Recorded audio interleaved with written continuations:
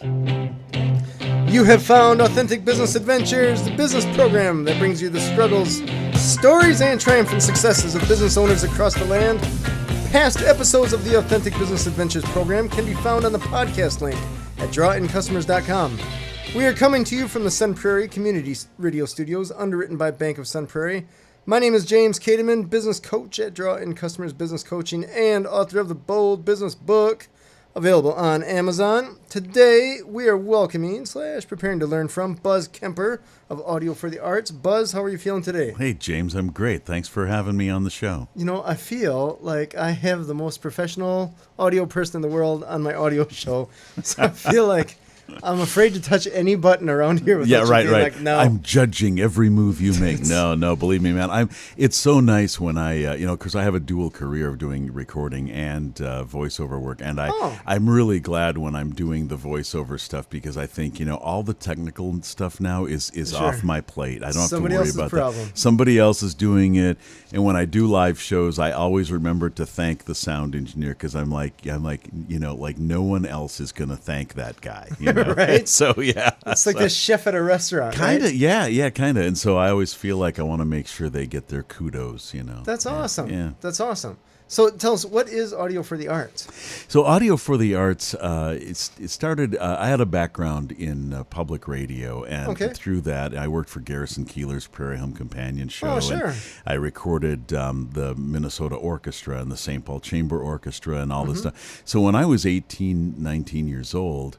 And most of my friends who were interested in music, they were working with rock or wanting to work with rock. And I was doing all this classical and jazz and bluegrass stuff. Sure. So when I moved to Madison, I noticed that there was a little bit of a hole in the recording studio services. There were studios who worked with rock bands and were very good at it. Sure. One of whom was Butch Vig's Smart Studios, which has since closed, but they were doing obviously world-class work. Right.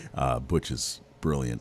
And then there were commercial studios that were producing radio and TV ads. Okay. But I would talk to violinists and oboists and sopranos and opera singers, and they were saying nobody knows how to record us. Nobody knows how to do this because it's a completely different animal. So I started doing this part-time. I was working with public radio in Madison at the time, and I bought a little bit of gear and started doing recordings on the side, and it just bloomed and exploded. And pretty soon I remember having this conversation with myself where I thought, I've either got to quit my public radio job or quit doing freelance work because I'm working 70 hours a week. I can't keep this up. And so I decided to start my own business. I made the craziest possible decision. Sure. Gave up a nice job where I had benefits and a nice computer printed check, every 2 weeks, and decided to go into business for myself. And so, boom, Audio for the Arts was born. And then I connected with a guy named Steve Gotcher, who had been working with WORT for years and then had lived in New York and came back. And he wanted to work with me. So he and I became 50-50 business partners. Okay. He since left, and now Audrey Martinovich bought part of Steve's ownership, and I bought part of it. So I'm now the majority owner, and she owns about a third of it, and it's going great. We've been doing this. I started the company almost 25 years ago now, and I've almost got it figured out. Yeah, I've almost got it figured out. You let me know when Give you me get there. any minute now. Yeah. That's awesome. 25 years. Yeah. Okay, so you've seen some ups and downs and crazy stuff. Yeah. So tell me, I'm so interested in this because we're in a studio here, right? Yeah. And we have equipment that I have no idea if it's $5 equipment or $500,000 equipment. I'm just not skilled in that area. But I do know from dealing actually this weekend, we put up some soundproofing panels and sound absorbing panels in the calls on call office. Yeah. And so I was doing some research on all that. And I'm thinking, I'm doing research on foam is what it comes down to. Right. There's no moving parts. Now we introduce boards, soundboards, wires, microphones, speakers, just et cetera, et cetera, et cetera. Yeah. Not to mention software. Right. Now you figure out how to get all that together to get the artists the sound that they want. Right. which has to be somewhat of a moving target depending upon the artist. It's a little bit of a moving target. I mean, the main thing you do in a studio situation is you keep in mind, there are some basic, principles that everybody in the business knows. One is that it's a lot easier to add reverb than it is to take it away. So you want your recording room to be a little on the dry side. Okay. Tell me what dry. Okay, dry means no reverberation. So Gotcha. that means it's the difference between being in a room that would have like 4 inches of foam on the walls, on all 4 walls, and on the ceiling. Sure. And then being in a room that's like brick and glass and Sure. real bouncy materials. That second room is going to be a lot more what we call live or reverberant. Okay. The foamy room is going to be what we call dead Dry. Okay. or dry. All right. And so so we now with classical musicians need something from the room. A Sure. completely dry room to them is going to sound harsh and kind of moderately evil. Okay. And so Dry and dead is a descriptive word. yeah, I mean, because it gives them nothing back.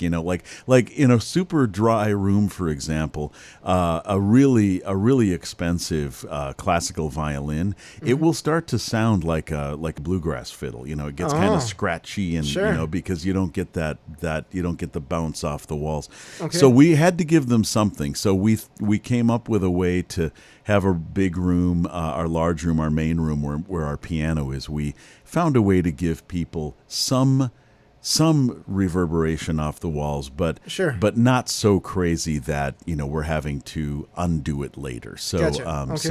so I think we found we brought in some room acousticians and some people who knew a lot and some people who knew a little and Sure. and people like me who know very little, but I just want a successful business. Right, So, right. yeah. Is that too much to ask? Yeah, exactly. That's so funny. I remember I was working at this movie theater when we were adding on, I think they added 3 screens or something like this, whole new building Yeah. to the place.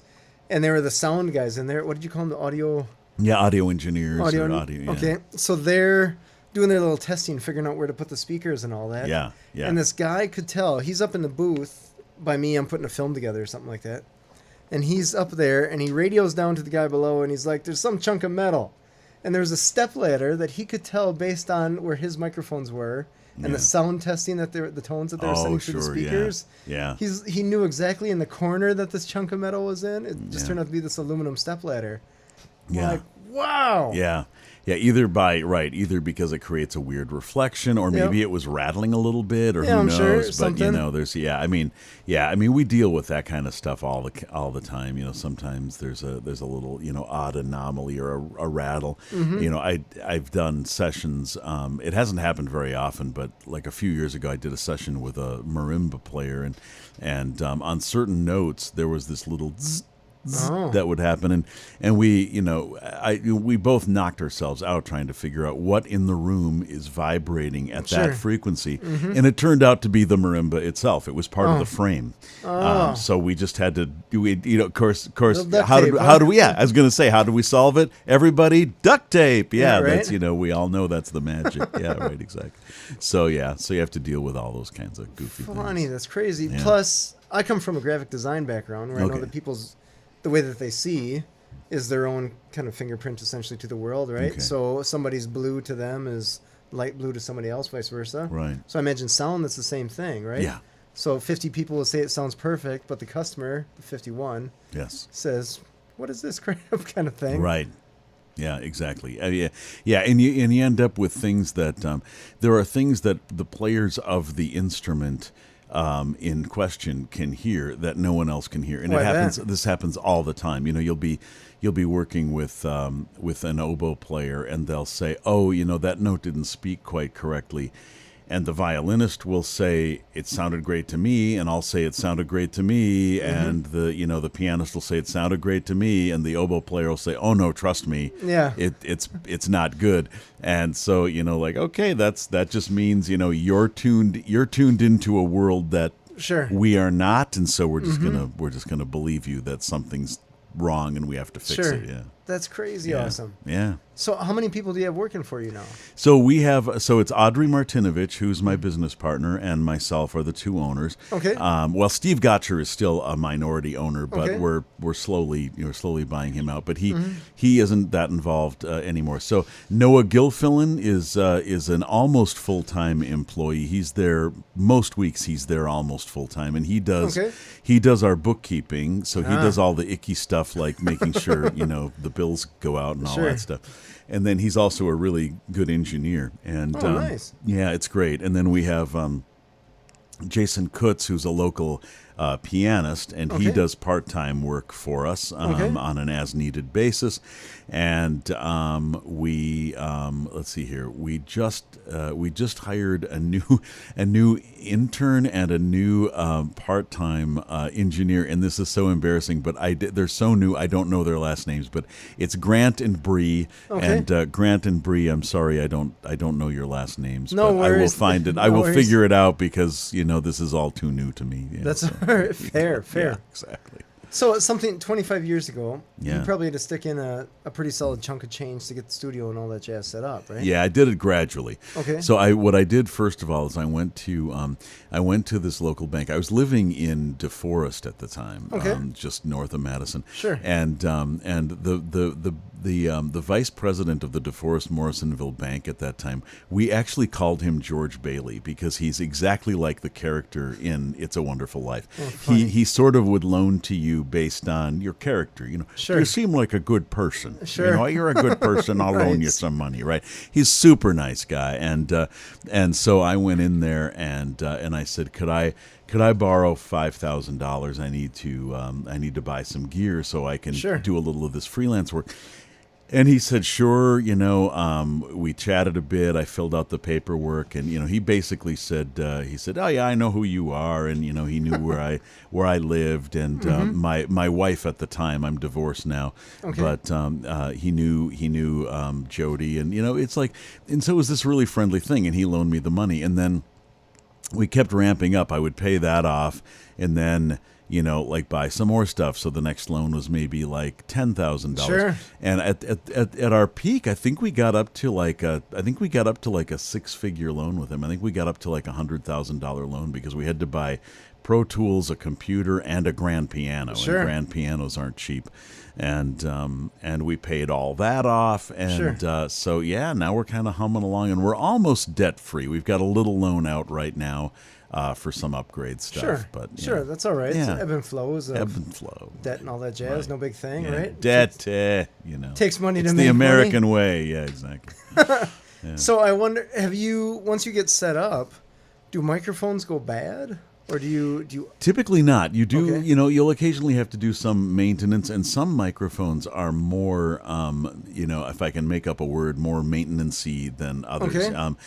Ribbon mics tend to be really delicate. If you look at them wrong, they'll break. The ribbon can stretch. You have to store them a certain way, and weird. Yeah, you can't store ribbon mics. Have a physical metal ribbon in them. Okay. And so one of the things very few people know. So if you're an audio geek and you're listening to this, you'll learn something. You have to store them vertically. If you store them horizontally, you get a sag. It'll start right. The ribbon will actually over time start to sag and stretch, and it'll actually not sound right after a while. So there are those kinds of things. Sometimes condenser mics, tube mics need new tubes and blah blah blah. But we have mics. We have dynamic and condenser mics that we've owned for decades that we've never had to do anything to. They you just take them out of the box for the 3,000th time and they work. Right. So yeah, the thing that really needs maintenance, the piano, it has to be tuned a lot. Like our tuner, we're in contact with our tuner a lot. You're talking monthly or quarterly? Well, I'm talking monthly at the outside. Like that's as long as it can go. Really? Yeah. If it's not being used very much, we can do it once a month. But typically, like if it's being used heavily, we've done it every week, and there are some sessions where we've had the tuner come in every morning. You're kidding. Every morning and tune before the session. Yeah, because, people coming in, they expect a professional result, and they don't want the piano to be 3 cents sharp. They want that puppy Sure. in there. So yeah, but the other thing, of course, is computer stuff, and that's everybody understands that, whether you're doing audio or graphic design or you're Right. an accountant. Your computer, it needs upgrades, it needs it needs this, it needs that, it needs replacing. So that's a big thing we deal with, is the software world. Like what every that's probably our biggest ongoing expense, Sure. other than labor, other Okay. than paying workers. Yeah, But there's that whole thing. Yeah, right. Employees, Yeah, interns, blah, blah, blah. yeah. So tell me, where are you guys located at? We're at 7 South Blair Street. Okay. So it's the corner of South Blair and East Washington Avenue. Yeah, that's a Yeah. fun intersection. It's a fun intersection it's not that fun to try to get in and out of. I feel bad for the restaurant that's next door, but Sure. but we do okay because our customers come in by appointment and they're typically there for a while. So Sure. it's not like, coming in to, grab takeout lunch and leave. Sure. These people are typically there for 1 to maybe 10 hours, sometimes Gotcha. more. So you're talking Machinery Row there, right? Machinery Row. It's bicycles? close to that. Yeah, it's Okay. close to that. If people know, a good landmark is, there's a huge Goodyear tire and car maintenance Sure. place on East Washington. They are on the north side of East Washington. Yep. We're on that same corner, but on the south side. Gotcha. Yeah. So by the restaurant that Yes. comes and goes. Exactly. Okay. Yeah. I know where you're at there. Right now, it's a Korean restaurant, and Oh, I didn't hopefully know it they'll- was open. I'm hopefully sorry. they'll do all right. Hopefully they'll do all right. Yeah, they've been hanging in there, so hopefully Sure. they're doing all right. Well, that's awesome. Okay, I know where you're at then. Yeah. That's awesome. Yeah. Very cool. So what? 25 years. That means that you essentially experienced internet coming up, Yeah. right? Did that Yeah. change your business at all? Oh, a ton. I mean, it's. Yeah, and of course, everything. My feeling is there's no free lunch. Everything has an upside and a downside. The upside to digital is that you have a lot of flexibility. Everything's undoable. You can make, if somebody plays a passage too slowly, you can speed it up a Sure. little bit without affecting the pitch. If something's a little out of tune, you can tune it. You Sure. can do all kinds of editing, that kind of stuff. The downside is that you can change the tuning and the pitch, and right. So what happens is that you sometimes get projects where you're really like putting it together. I mean, I don't really mind. I'll do it, but it's very funny. It's in the old days, the idea was, you just play the part over and over again until you play it correctly. Okay. And now it's like, well, get it close enough and the engineer can fix it. Gotcha. Sometimes happens. But, I mean, it's my job to make it work for the client. And most Sure. of my clients are actually really ethical about it. They want it to come out right from the instrument and not Sure. have us do all kinds of studio Sure. trickery. But yeah, I mean, back in the old days, I remember, physically editing tape. When I worked for Prairie Home Companion, we would put together these best of shows, and you'd be physically cutting tape. Oh, and funny. and I would put the pieces of tape, I would tape them to the edge of the desk with a little label on them so that I could grab them later. So I would have Garrison saying, "Good evening," and "Welcome back." And, Oh, that's awesome. tonight we're going to present blah, blah, blah. And Sure. all these sort of generic things, so that when I put together the best of show, if a transition was awkward, I could just go, oh, if I put in this "thank you" and "next we'll hear" line, it's going to sound great, And so, you'd do that kind of stuff. And then I'd have a wastebasket, overflowing with tape Sure. that I had thrown out. And yeah, I mean, it's a totally different world now. That's so interesting. Yeah. I did that with the movies and stuff like Yes, that. When trailers and all that. Yeah, jazz, it was but- like It was the same with movies. My dad was a amateur filmmaker, and Sure. he would be physically cutting his movies up and making edits. Yeah. Yeah, that sounds even tougher though with what you got going on, because you're talking a bunch of little ones that you have to deal with. Yeah. It could get kind of daunting, Sure. when you're knee deep in this stuff. But I mean, you just try to, think it through. What do I want to end up with, and what am I listening for, and that kind of stuff. And I never really got myself into trouble or painted myself into a corner. Sure. We always, That's you know, awesome. we always got it. Yeah, we always got it right. Nice. Yeah. As far as you know, right? That's awesome. You know, yeah, I don't know, yeah. Garrison still likes me, so I didn't Well, go to that's his show. step one, right? So tell me a story about you. You started out 25 years ago, and Yeah. then after that, you got people to join you, Yes. co-owners, so to speak. Right. So just tell me a story about how did that work? So I was doing these. The way I got the work was that, you know, when I was working at public radio, I was working at Wisconsin Public Radio, and working with a lot of classical musicians, jazz musicians, sometimes folk and bluegrass musicians, and they would approach me and say, hey, you know, I really like that recording you did for public radio of you know, my string quartet. We want to do an album. Could we hire you privately to record an album? And I said yes, I'd love to. Sure. And then I went to the bank and said, please loan me some money because I have this gig, you know. And so I did everything backwards. That's how my whole life, you know, has kind of gone. And so I got busier and busier and busier. So pretty soon I started looking for freelance engineers who were good at this stuff, usually looking again in that sort of public radio world. And then I would say to them, you know, hey, you know, do you want to, you know, can you take a gig a week from Thursday, recording this choral group because I have to be off doing this other thing. Sure. And they'd say, sure, you know, whatever. So and the one guy who never said no was this guy named Steve Gotcher, who he was either the program director or the music director at WORT. I can't remember which, but anyway, but he was in town, and his wife had a full-time job here in Madison, but he didn't. Okay. And so, you know, he said, hey, if you need anything, let me know. And I'm like, dude, I'm going to need you. So we ended up doing a lot of gigs together and separately. And Sure. one day he sat down, I give him credit, he sat down with me and he said, I think you got a good thing going here. I think you should form this into a real company, and I want to be your business partner. And I said, Oh, wow. okay, let's All do right. it. So we went to a lawyer and drew up an LLC and Sure. made it happen. Yeah. All So- right. And then, you know, after that, other people found us, you know, like Okay. especially, you know, Madison Media Institute is now closed down, but I didn't know that. oh yeah, they're done. They are. Was that defunct. recent? Yeah, very recent. Okay. Yeah.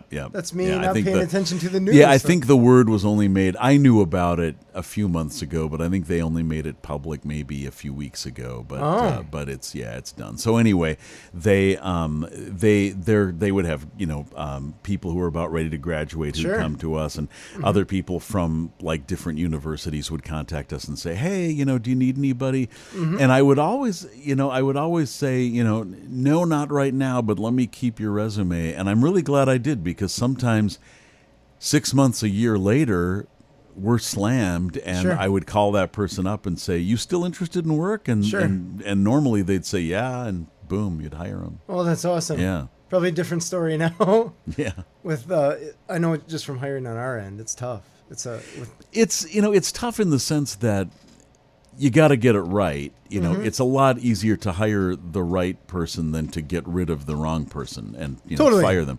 And, you know, that just isn't good for anybody. But it's not tough for us in the sense that, you know, I mean, everybody wants to be a recording engineer. So we have a deep pool from which to choose. Gotcha. I've got 10 resumes or more at any given time. Oh, that's awesome. Yeah, that All I right. can look at. So yeah, It's like yeah. people wanting to be photographers or something. Exactly. Like that, right? Yeah, it's not right. It's not like you're stocking the shelves at Walmart. I mean, Sure. this work is fun. Sure. You know, it's awesome, it's gratifying, it's creative. So, yeah, for us to find people who want to do it is super easy. Then all Sure. we have to do is narrow it down to who's actually going to be good. And in the classical, you know, in the world we work in, Yeah. because I've given a number of lectures at different schools that teach recording, and they always say, what's the most important thing that a person needs to know to work for your company? Sure. And I said, you know what? You're going to be surprised, because it has nothing to do with microphones. It has nothing to do with sample rates. It has nothing to do with, you know, like how a violin is played.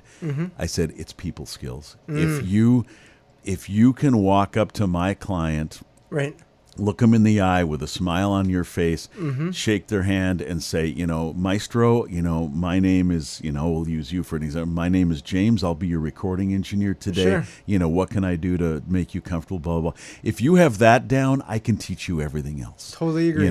But it's, the person who shows up, in a Spinal Tap T-shirt, looking like they slept in it, Right. and walks up to the maestro and says, "Yo, dude," that kind of stuff. You doesn't can't- even walk up to him. or doesn't even walk up to him. Right, Just right. head down, hoodie on. Yeah, right. Exactly. Staring at their phone. Yeah, exactly. So that's the main thing I look for is somebody who exudes confidence without being cocky or rude, Sure. somebody who is polite, somebody who recognizes that there's nothing demeaning about referring to a conductor as maestro. Sure. That man or woman has earned that title, and they're totally worthy of it. And a lot, and 3/4 of them, the first time you say it, they'll say, call me Sally, or call Sure. me John, or call me whatever, and it's it's fine. But if they don't, you keep doing what you're doing. You seriously keep calling him Maestro? I don't if they tell me I Okay. don't have to. But if they don't say that, then you do? Keep doing it. Keep doing it. I had never heard. I don't talk to conductors a whole lot, Right. so this is news to me. Yeah, no, it's true. I mean, it's something that a lot of people wouldn't know, but I mean, and in fact, so let's take John DeMaine. Okay. Good friend. He and his family are friends. John DeMaine has been the conductor and music director for the Madison Symphony Orchestra for 25 years. Okay. I have been his sound engineer for 25 years. Like, wow. like we Okay. are mind melded Gotcha. at this Okay. point, right? And when I see him out, or if I socially, or in any kind of just like hey, how you doing situation, I've been to their house, I call him John, and that's perfectly fine. Okay. When we're in the thick of it in rehearsals, Sure. I tend to call him Maestro, just because I feel like I feel like there's no harm in me acknowledging Sure. that in this situation, you are in control. This is your show. I'm here for you. Sure. And so it's so it's like I think it's like I have the feeling a lot of times it was like this with between Joe Biden and Barack Obama. Oh, I have a feeling that he would call him in formal situations, Biden would refer to him as Mr. President, but Sure. you also heard him in informal situations call him Barack or even Barry. Sure. And it's like so it's kind of like that. It's All kind of right. like that. Yeah. So yeah, but I worked for Zdenek McCall, who was the maestro for the Milwaukee Symphony for many years. I was his sound man for many years, and he's a very formal Eastern European. So I never called him anything other than maestro or sir. Interesting. And he and I would joke around back and forth, and Sure. he was a great guy. But it was very funny when his wife would come in and call him Denny. Hi Denny, and I'm like, Sure. oh my gosh, I can't imagine calling him Denny. Oh, who's Denny? It was Denny. That is So there you go. fantastic. Yeah. Huh. Super cool. Yeah. So you brought people on as co-owners essentially to help with skill set? I didn't really bring anybody on as a co-owner. The co-owners that I've had, Steve, who was a 50-50 owner, and Audrey, who, like I said, owns 30% now, they both approached me Okay. and said, I want to be a part of this. I want skin in the game. Sure. And I just said yes. Okay. So that worked out. Yeah. Because at that point they had proven themselves. I mean, by the time Steve became a co-owner, he and I had been working together for a few years. And by the time Audrey became a co-owner, she'd been with the company about 5 years. Gotcha. And so I totally knew her personality, her work ethic. I knew we could work together. And I felt like for me it was total win-win because she and I communicate very, very effectively together. We're very, there's a lot of respect there. There's a lot of, Sure. we get along really, really well. And I'm the majority owner, so if I wanted to or needed to, I guess I could pull rank. But, Sure. But in 99.9% of our decisions, she and I both treat it as if we're 50-50 owners. I Gotcha. don't buy gear without checking with her. I don't Sure. make a hire without checking with her. She doesn't make moves without checking with me. It's it's that sort of hey, this affects you too, kind of thing. Sure. And I've even gotten to the point with Noah, who's an employee. He doesn't own any bit of the company at all, but I check with him a lot too, and just say, we're thinking about hiring this person. What's your feeling? Because it's going to affect him. You know? Totally. And if he says, I don't like the idea, I mean, I'm his boss. I could do it anyway. Sure. But it's it does two things. It's a practical thing that it gives me another fail-safe, knowing that making this decision is going to be good because Audrey, Noah, and I all think it's a good decision. Sure. So there's that practical aspect. But then there's also a psychological aspect of just letting Noah know that he's important. Absolutely. That he's I think he's smart, and his opinion means something to me. So yeah. No, we talk about culture of the company all the time in here with different guests and all that jazz, and letting employees know that they have a voice is a big deal. Yeah.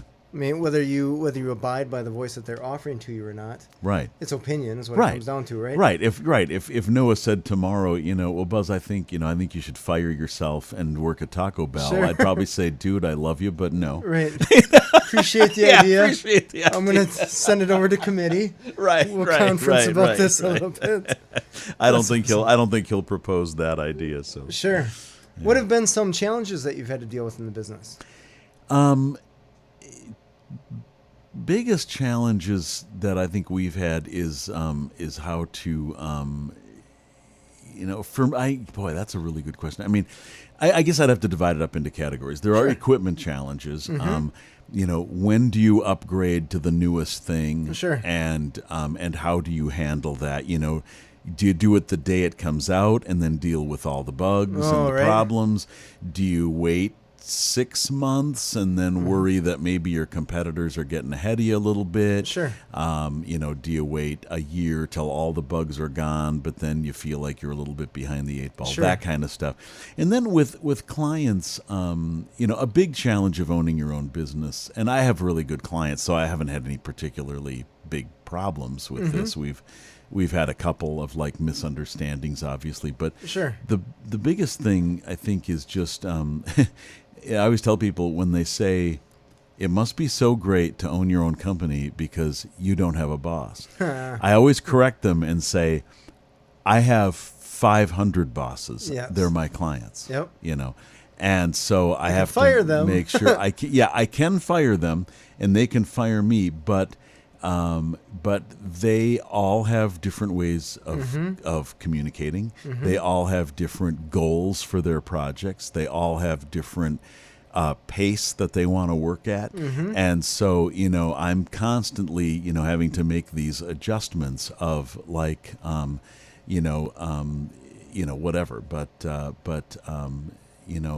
let's see if I can come up with two very different examples. Pat Gorman, who's a choral director in town, and Anders Svano, who's an amazing jazz baritone saxophonist. Both lovely people, completely different ways of working, completely different ways of communicating. Sure. And so, so you have to adjust to each of these people. What do they want? When do they want it? When they say X, does is there is there anything I should be reading into that? Sure. Some people the obvious stuff. Some people can say it would be nice if I could have rough mixes next Thursday. For some of my clients, that literally means it would be nice if I could have my reference mixes by next Thursday. Literal. But if you can't do it, no biggie. Ain't no thing. Other clients, that means have those to me by Wednesday. Afternoon. Yeah, exactly. Yep. Or there's going to be a problem. Sure. So so it's that kind of thing. But so that I would consider a challenge, but I don't think it's a negative. I really I've had very few clients over the years that I found to be unpleasant people. Okay. In fact, probably the one or two more unpleasant people that I've had to deal with over the years have been people that I hired and then turned out not to be like Sure. who I thought they were, Yep. and and we've had to let them go, and Right. that's no fun. But yeah, No. Yeah, Letting people go is never a good thing. Never a but good thing, yeah. Realistically, if it's come down to that point, you got it. Yeah, yeah, right. Sometimes the meeting you just have itself to do is it. the least pain possible. I'm very much my father. He owned a drugstore. He was a pharmacist, and he owned a drugstore for like 40 years in a small town in Minnesota. And he, and he would talk to me a lot. I'm the youngest kid, so I was around, when he, got a little bit older, and Sure. and he would talk to me a lot, very frankly, about this or that aspect of the business. And if he had to fire somebody, he said the main thing he learned is that he had to do it quickly because he would not sleep between making the decision and actually doing the deed. Sure. He wouldn't sleep because he's rip like, off the Band-Aid. these people have, like, it's going to hurt their feelings. This person has a kid or two Sure. kids, and like they need this income, and this is really a big deal to them, and it's gonna really seriously affect this person's life. I have to do it because they're a terrible employee for some reason. They're Sure. they're not. They don't have they don't know how to deal with customers, or maybe there's even been theft or something like that involved. Sure. But yeah, he discovered that rip, like you said, rip off the Band-Aid, and that's what I do too, because I'm the same way. No matter how bad the employee is, I'm gonna lay awake the night before. Sure. So I just, once the decision is made, I'm gonna call him in the next day and just do it.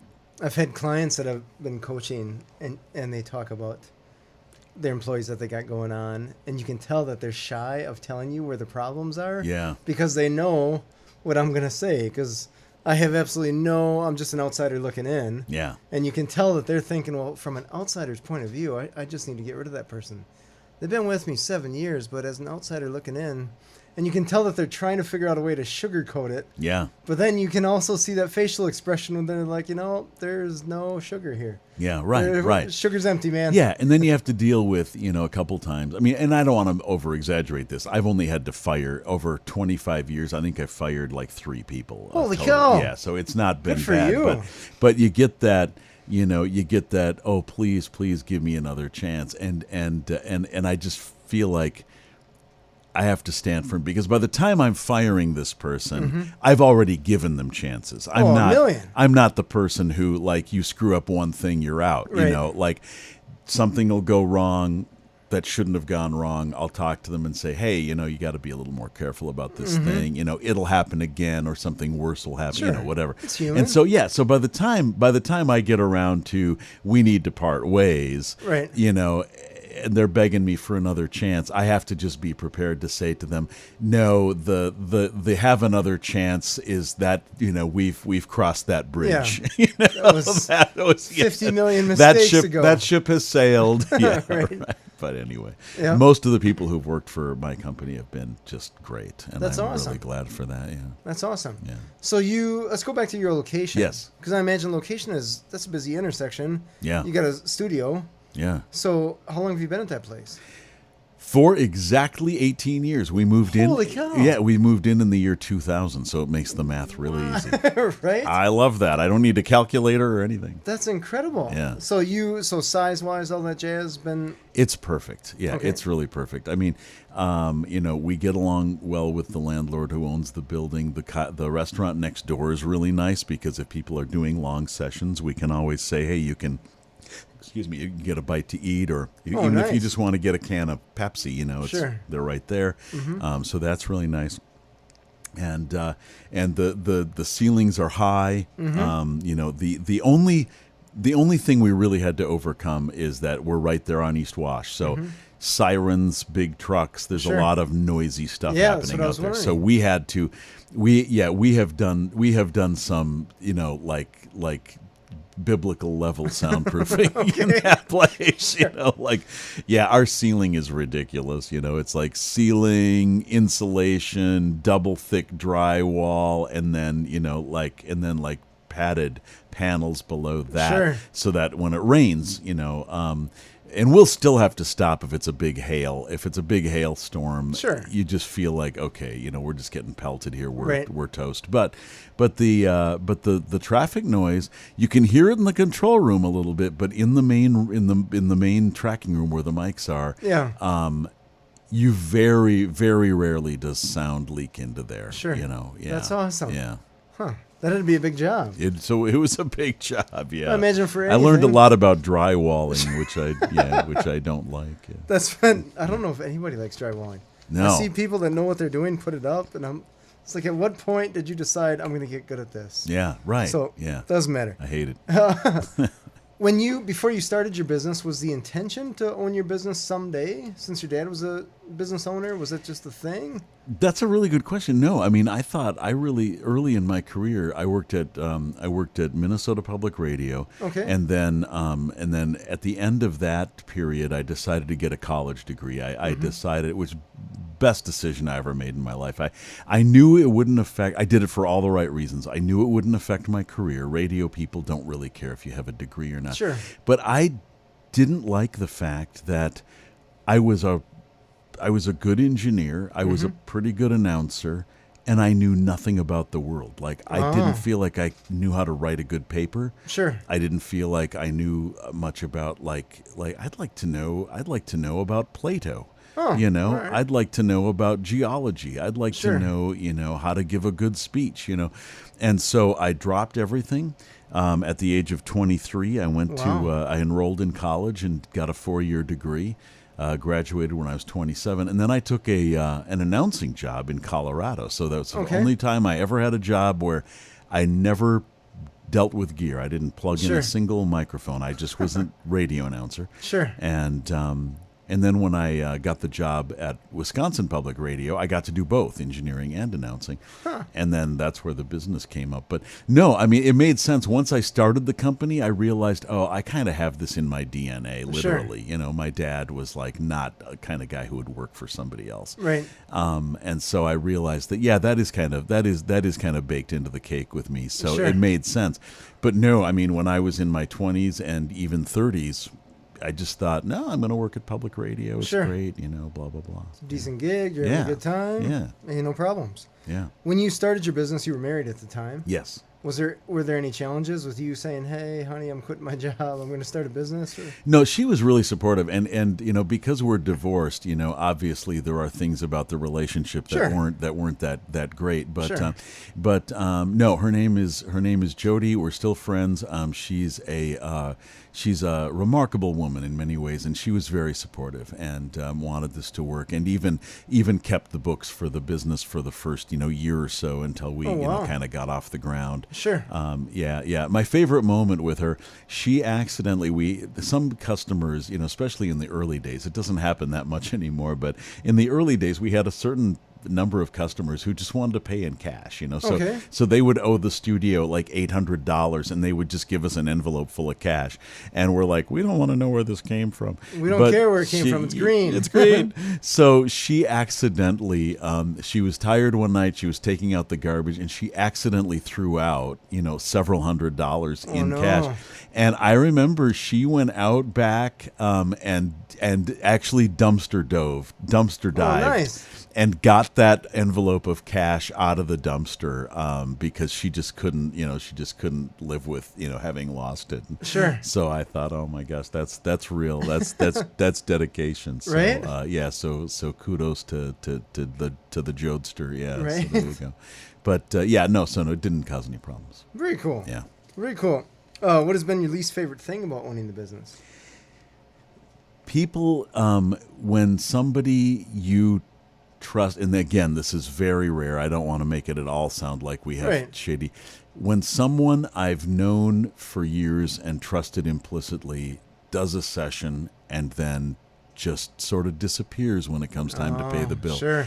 And it's happened very rarely. Maybe once every 5 years we'll have this happen. Oh, you're lucky there. Where you have to like email the person and call the person, and eventually, you sort of have to pull out the friendship card and say, hey, why are you treating me this way? Right. I wouldn't, I wouldn't, I wouldn't do this to you. What's going on? Right. That is the thing that makes my skin squirm because I hate, nobody wants to ask for something that's owed to them. You know, it's just not pleasant. Right. But again, very rare.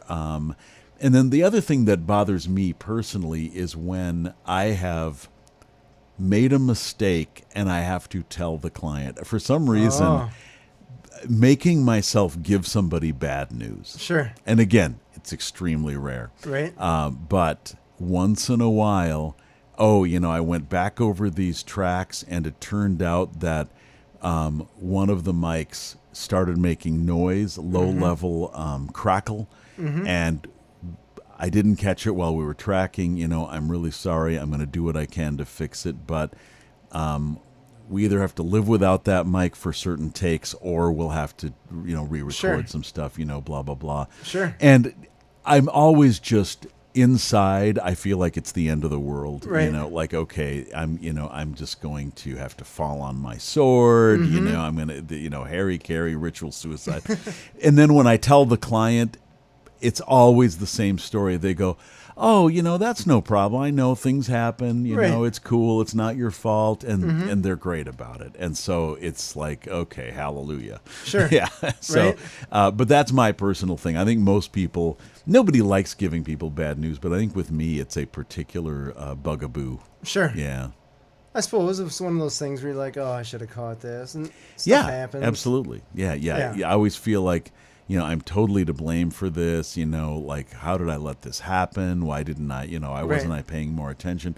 And it, like I said, it happens very rarely. And then when it does happen, the client is always like, dude, like nobody's perfect. I mean, hey, here's this thing I goofed up the other day, whatever, it's all cool. Yeah. I would totally love to have more clients like that. Yeah. Not the ones that make mistakes, but the ones that are cool when you do. Sometimes when my girls make a mistake, and I'm just like, really? That's what we're getting upset about? This one tiny, on the verge of insignificant mistake? Right. And there's email threads going. That can happen too, but most of my clients are really understanding. They understand that we're involved in a process that's really creative, and it's not necessarily square peg in square hole. It's it's kind of it's creative, and it's and there are a lot of moving parts in a lot of places where things can go wrong. And so oftentimes we're kind of amazed that, wow, we got through that whole complex thing and nothing went wrong. Every time I do the Madison Symphony Christmas show, I'm always amazed that it doesn't just crash and burn. There's so many moving parts, things happening at once, and it's in real time and it's live in front of an audience. And I just think, every year I think, okay, this is the one where, the equipment's just going to burst into flames, and it doesn't. Well, something like what you have, the business that you have, is essentially gunning for perfection. Yeah. And any time that you're striving that hard for perfection, you're going to bring out the little eccentricities that in any other situation wouldn't show, right? Right. Somebody with their cell phone just trying to record themselves playing guitar, who cares? Right. But you're in a studio, you spent a ton of time getting it soundproof and all that jazz, you got the best equipment in the world. Right. You got engineers people that are the best at what they do, right? People are paying money, for this, and they want it to be right. Yeah, exactly. Did that speck of dust just fall? What is going on? Yeah, right, exactly, yeah. So, interesting. I got a couple things more that I want to ask you before we're done here. Okay. Well, I was doing a little research, and I came across Caffeine Clarity. Can you tell me what that is?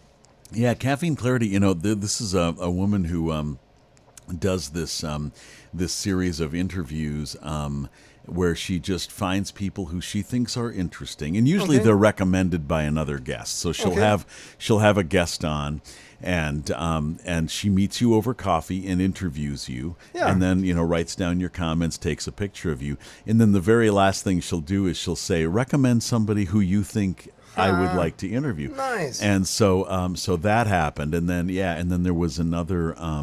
There's a woman named Jane Ellen who does a thing called Glistening Particles, I think it's called, and that's an audio recorded thing, and she had me on. Yeah, I met her by accident at a wedding, and she's just like, "Oh, you're interesting. Would you be on my podcast?" Sure. And that was really fun because she normally records. She normally records her podcast over Skype, Oh. but in this case, we recorded it at my studio, and she was like, "Oh, this sounds so good." Right. I'm like, "Well, I hope I sound better than your phone using Skype." Yeah, Right. yeah. So Right. that was fun. Yeah. Yeah, so. it's interesting. Yeah, but that was Caffeine Clarity, and I don't remember. I'm forgetting the woman's name, but yeah, that was really fun. I really enjoyed doing those kinds of. Interesting. I have to apologize because I Yeah. thought that was your thing. No, That's okay. No, it's another person's show on which someone she interviewed recommended me as a guest, and she had me on as a guest. Oh, nice. Yeah. Awesome. Yeah. So what do you do outside of playing in the studio? What do you do for fun? So I have, I do another professional thing, which is I do voiceovers. And, Okay. so I do commercials for TDS. I've done. I'm doing a couple for a hospital after we're done here. I'm the live events announcer for American Family Insurance. Oh, nice. So they fly me around to MC shows, and Okay. this year was Nashville. Last year it was Bahamas. Oh, wow. Yeah, I know it's Rough pretty. life. I know. It's I feel like really lucky to have that gig.